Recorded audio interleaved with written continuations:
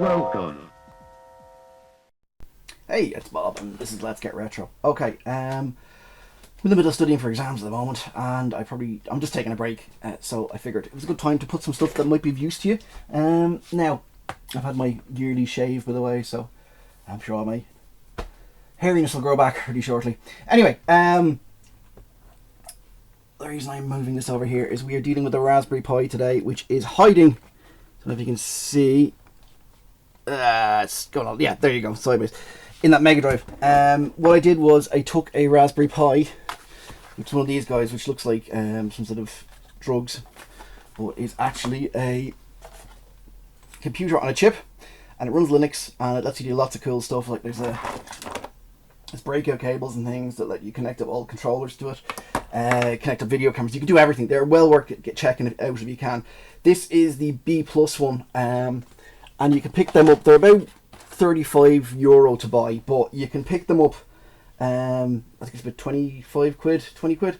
You can pick them up a lot cheaper because people are selling them off, so you can get them for like, I got one or two for a tenner.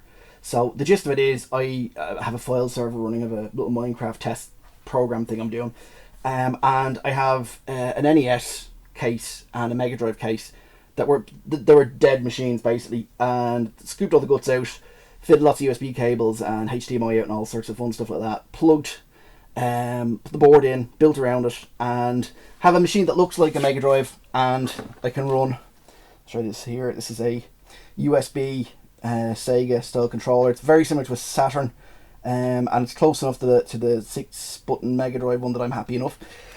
There's also, if I can get to it, it's plugged in, so I don't know if I can, you can just barely see it. There we go. It's a USB NES one, and hopefully I can reach this. Yep, there you go. Is a Super Nintendo one. So you get them. Like I said, you can do a lot of modding, and you can actually get the original controllers working. So anyway, what I'm doing today is I'm going to give you a quick rundown of what to do once you've set it up and got it working. So I used a program called retropi. What it does is you create it's a Linux image. You can get it from, I have the link included there. I think it's Petblock. I'll make the link anyway, or include the link in this video.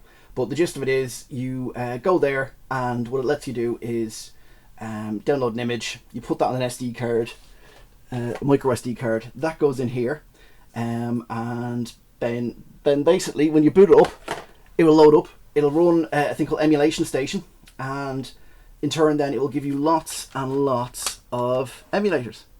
So the gist of it is, I'm going to move over the screen now and show you what it's like running, and talk you through a little bit, because it can be a bit tricky to get going.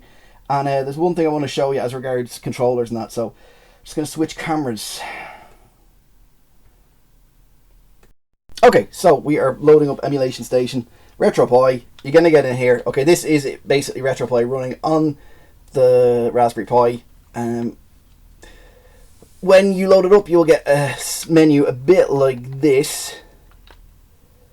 So you do is you hold down a button until it picks this, till you get this screen here, and then you just define your keys. So up, down, left, right, A, B, start, select, page up, page down. Alright, so that'll give you, that'll mean you can control what's going on in this. Now, the problem I found is that when you run an emulator, and in this case we are going to look at Hellfire, because I actually own it. When you run it, first of all, you might have problems controlling it at all, and you're not sure what to do, and you can't get out, and you've got to restart it and all this kind of stuff. Okay, first thing, when the game loads, if you hold down, now the problem is it'll be different buttons for different controllers. I think it was button A and C when I tried it the first time. It could be something totally different for you. So the gist of it is, keep holding down random sets of 2 buttons until you get this menu. Now what you're going to do is go down to settings and hit C, and input, hit C. Change max users to 4, because otherwise it'll show you like 16 users worth of stuff. Unfortunately, don't think it picks up that change until you reboot it, so you might be stuck having to scroll through lots of them. Just to give you a basic idea about these,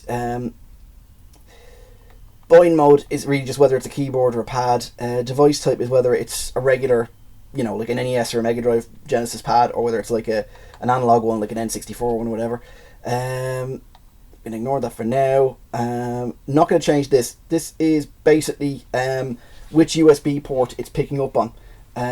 Usually it picks up on whatever the first controller plugged in is. It will I think it'll assign it USB 0 and it'll use that as player 1, but you can fiddle around and change that. So what you're going to do is scroll all the way down, ignore all the bind alls because there's a better way of doing it. Now what you're going to do is keep going down here until you get to one that says enable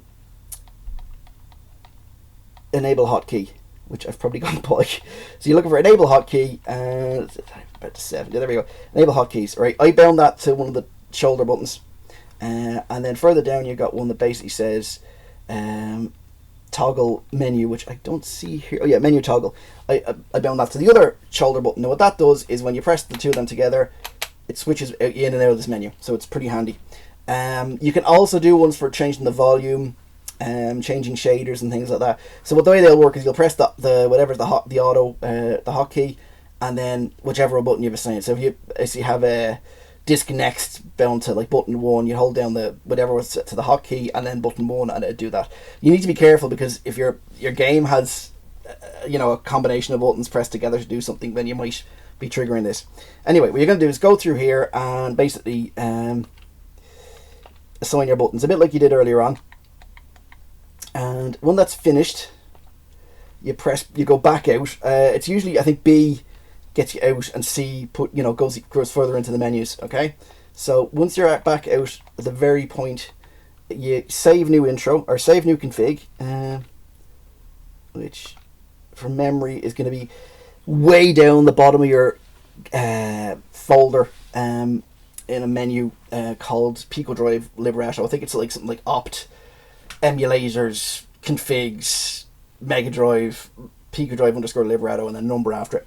So once you've done that, I'm going to show you what to do. Trying to think of a quick way of doing it. So I'm going to switch back to the video camera again and show you what to do. But before I do, basically, so you save it, and then you, if you want to go play the game for a bit and test your buttons, you basically go out of the menu and hit start. I'm sure I'll give you a look at it here. Do I have the here? Don't know if this will go straight to the sound or not, but no, I had the speakers are turned off at the moment, so so let's just start this bad boy. Yeah, so there you go. Buttons doing their thing. As I said, I have the speakers because it's using a HDMI out.